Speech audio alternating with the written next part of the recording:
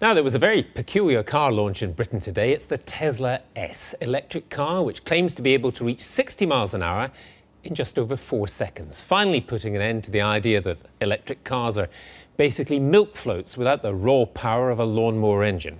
Well, the Tesla S is the brainchild of the American billionaire Elon Musk.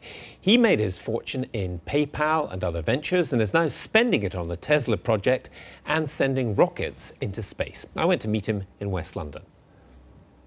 What we really tried to achieve with the Model S was to create a compelling electric car, something that was really different from people's prior experience. Because most people, last time they drove an electric car was probably a golf cart, or maybe a milk float. A milk float. Yeah. So they're used to, their idea of an electric car is something that doesn't look good, isn't fast, doesn't have high performance, has low range. We wanted to break the mold of all of that, and so produce something that was beautiful, had high acceleration, incredible handling, had tons of capability, lots of room, and really was better than any gasoline car. That's what we sought to achieve. This is the front trunk. With nothing. Yeah, with nothing in it. Now, if somebody buys this car in the United Kingdom now, how many places are there where you can plug it in? Well, anywhere there's an electrical outlet. Anywhere? Yes. There's nothing special about the electrical outlet. The charger is built into the car, so you can plug it in anywhere you go. You can plug it in if you're traveling somewhere, if you're at a cottage, at a hotel. In addition to that, however, we're going to be creating supercharger locations throughout the UK. So you'll be able to charge anywhere at a Tesla supercharger location. And one of the things that we do with these supercharger locations is that they're free. So if you buy a Tesla, you'll be able to travel for free anywhere in Britain.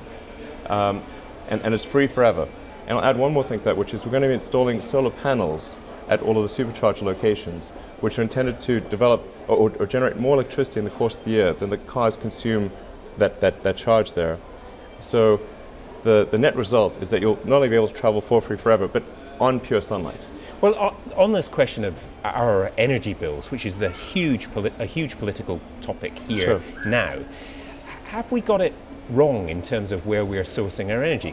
Mark my words, solar will be the single largest producer of energy in the UK long term. And you may say, well, isn't it rather maybe cloudy around here? I was going to say, have you ever been outside? Yes, and even though it's cloudy, you still get probably 80 to 90% of the energy coming through the clouds. It's just that you don't have that bright point source of a sun. And a way to appreciate this perhaps is to look at the fact that plants are essentially a solar-powered chemical reaction. And the UK is a very green country.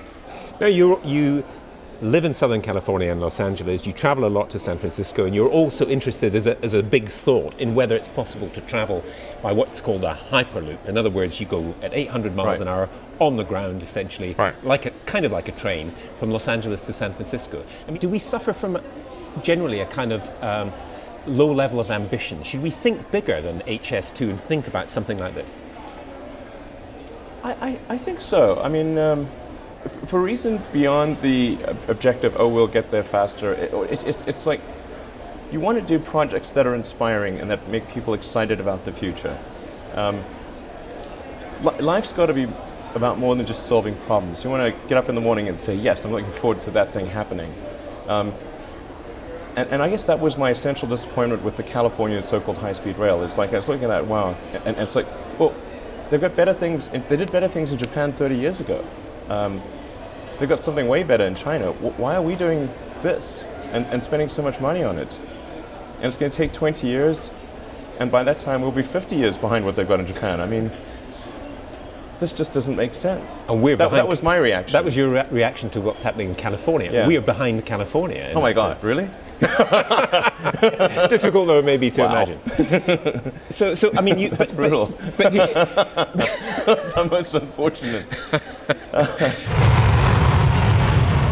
The other big part of Musk's life is with his company SpaceX, which is committed to improving rocket technology and even getting the human race to other planets. Do you see, really, the future must be in space for the human race? Do you really see this? This is not science fiction, this is actually going to be a fact. Absolutely. I think history fundamentally bifurcates in one of two directions. Either we are a multi-planet species and out there exploring the stars, or we are a single-planet species waiting around for some eventual extinction event. It's really that I personally I find more motivating, which is going and setting up a base on Mars would just be the greatest adventure ever.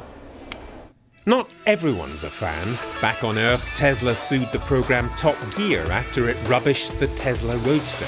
Tesla lost. So, what does Musk think about Jeremy Clarkson? I think, well, Clarkson's show is much more about entertainment than it is about truth. And I think most people realize that, but not everyone. And I've actually enjoyed a lot of his shows. So it's not as though I just hate Top Gear or anything. He can be very funny and irreverent. But he does have a strong bias against electric cars, and he particularly seems to hate American. Like his two pet peeves are American cars and electric cars, and we're an American electric car, so we're in the worst possible situation for someone like Clarkson. So do you see this as missionary activity? You're over here trying to convert Jeremy Clarkson. I don't think there'll be any converting of Jeremy Clarkson. Okay. That seems quite unlikely.